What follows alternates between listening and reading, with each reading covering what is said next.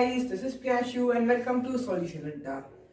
हमारी आज की हमारी वीडियो में हम लोग जा रहे हैं हमारा क्लास 10 से साइंस का फिजिक्स का लाइट चैप्टर कंटिन्यू करने। हमारी पिछली वीडियो में हम लोगों ने स्फेरिकल मिरर के बारे में जाना था और उसके टाइप्स के बारे में जाना था, और आज हमारी इसी वीडियो में हम लोग उसके कुछ इंपॉर्टेंट टर्म्स जो एक स्फेरिकल मिरर से रिलेटेड होते हैं उसके बारे में जानेंगे। स्फेरिकल मिरर्स में हम लोग ने बेसिकली दो टाइप्स होते हैं उसके वो पढ़े थे, कॉनकेव और कॉन्वेक्स। कॉनकेव क्या होता है? जिसका रिफ्लेक्टिंग सरफेस इनवर्ट होता है, अंदर होता है, और कॉन्वेक्स जिसका रिफ्लेक्टिंग सरफेस बाहर की तरफ होता है। आज हमारे उसी के रिलेटेड कुछ इंपॉर्टेंट टर्म्स ऐसे हैं जिसके बारे में हम लोग को जानना है। यहाँ पे हमारे पास एक मिरर है जो कि हमारा है कॉनकेव मिरर। कॉनकेव मिरर क्यों है? क्योंकि इसकी रिफ्लेक्टिंग सरफेस इनसाइड है और बाहर तरफ नहीं है।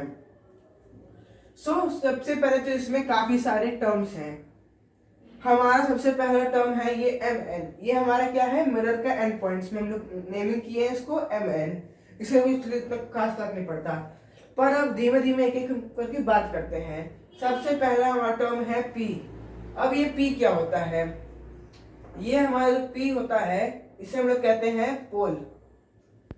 अब ये पोल क्या होता है भाई? गाइस, पोल हमारा वो पॉइंट होता है, मिड पॉइंट होता है जो एक रिफ्लेक्टिंग सरफेस का होता है। रिफ्लेक्टिंग सरफेस के मिड पॉइंट को ही हम लोग कहते हैं पोल। ठीक है, अब बात करते हैं हम लोग सेंटर ऑफ कर्वेचर, जो कि हमारा है ये C। C क्या है हमारा? C है हमारा centre of curvature. Centre of curvature, ठीक है। सेंटर ऑफ कर्वेचर क्या होता है? जैसा कि हम लोग को पता है कि कॉनकेव मिरर भी एक स्फीयर से बना है, और हर गोल चीज या हर स्फीयर का एक क्या होता है?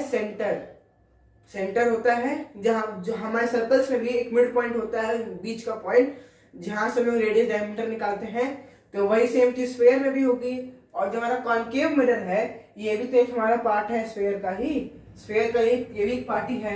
अगर इसको भी हम लोग यहाँ से करते करते इसको पूरा कंप्लीटली अगर यहाँ से पूरा ज्वाइन कर दें तो ये हमारा स्फीयर बन जाएगा। और जब ये स्फीयर बनेगा तो उसका ये मिड पॉइंट भी होगा। तो सी हो गया हमारा सेंटर ऑफ कर्वेचर, जो कि होता है mid point of sphere, centre of the sphere. फिर बात आती है हमारी ये एफ की। अब ये एफ क्या होता है? हमारा एफ होता है फोकस।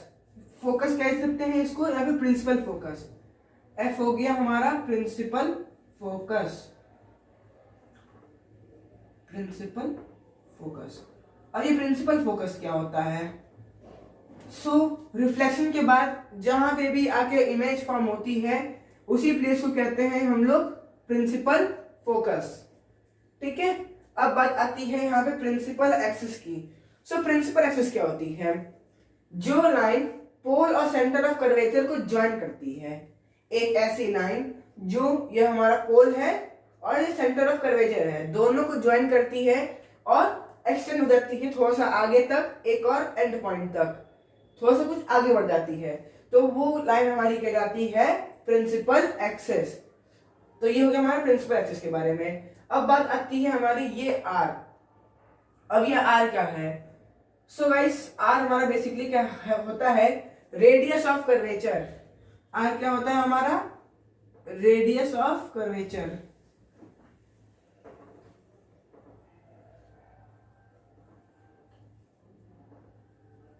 अब ये रेडियस ऑफ कर्वेचर क्या होता है?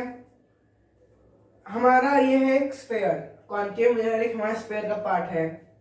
अब किसी भी चीज का अगर कोई पार्ट है तो उसका एक रेडियस होगा। अगर सेंटर है तो उसका रेडियस भी तो होगा ही।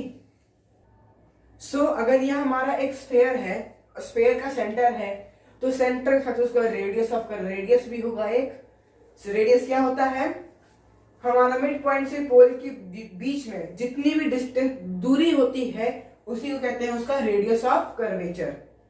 ये हो गया रेडियस ऑफ कर्वेचर, कि सेंटर ऑफ कर्वेचर और पोल के बीच में जितनी भी दूरी होती है उसे ही कहते हैं रेडियस ऑफ कर्वेचर। अब ये हो गया। अब बात आती है हमारी फोकस लेंथ की, फोकल लेंथ की। फोकल लेंथ क्या होती है? जो हमारा फोकल लेंथ होता है उसे हम लोग डिनोट करते हैं स्मॉल एफ से। ये हमारा हो गया ये फोकल लेंथ। अब ये फोकल लेंथ क्या होती है? जितनी भी दूरी होती है हमारी एफ और पी, मतलब कि प्रिंसिपल फोकस और पोल के बीच में, वही लेंथ हमारी होती है फोकल लेंथ। फोकल लेंथ क्या होती है, क्यों होती है? ये जो फोकल लेंथ होती है हमारी पोल से हमारा जहां पे इमेज फॉर्म हो रहा है उसकी डिस्टेंस नापने के लिए होता है मेनली। फोकल लेंथ हमारी क्या होती है? पोल से फोकस के बीच में जितनी भी दूरी होती है उसी को हम लोग फोकल लेंथ कहते हैं।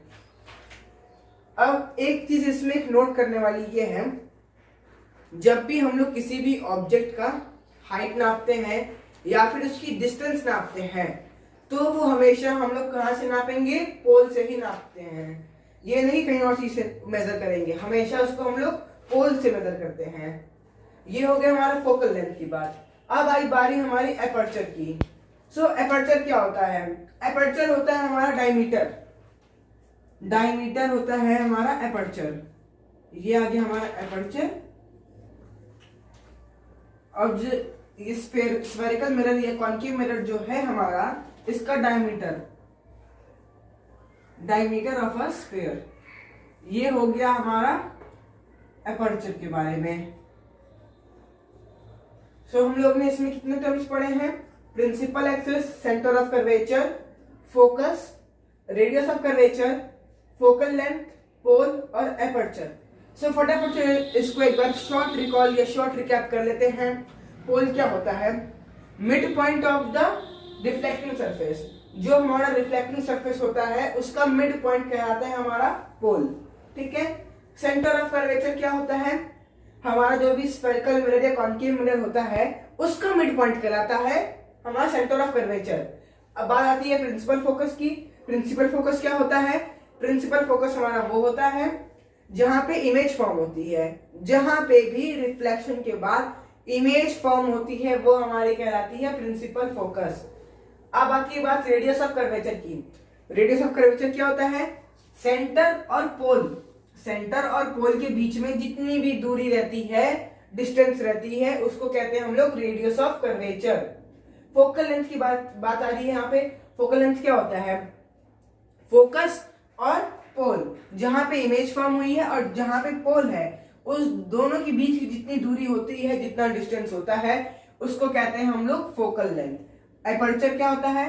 Diameter of a sphere. जो भी हमारा स्फीयर रहता है उसका जितना भी डायमीटर रहता है ये हमारा कहलाता है एपर्चर। सो यही थे कुछ important terms related to sphere. So I hope कि आप लोगों को ये सारे के सारे टर्म्स एक अच्छे से क्रिस्टल क्लियर दिमाग में बैठ गए हों। सो अगर वीडियो पसंद आई हो तो प्लीज वीडियो को लाइक कर दीजिएगा, चैनल पे नए हो तो सब्सक्राइब कर लीजिएगा और बेल नोटिफिकेशन को ऑल में प्रेस जरूर कर दीजिएगा। और जो हमारा ये जितने भी टर्म्स हैं इन सब के आपको लिटिल नोट्स मिल जाएंगे। हम इसके डिस्क्रिप्शन बॉक्स में मैंने फोटोज के फॉर्म में लिंक में मैंने आपको दे दिया रहेगा, आप वहां से उसको डाउनलोड कर सकते हैं, देख सकते हैं। तो thank you guys for watching this video.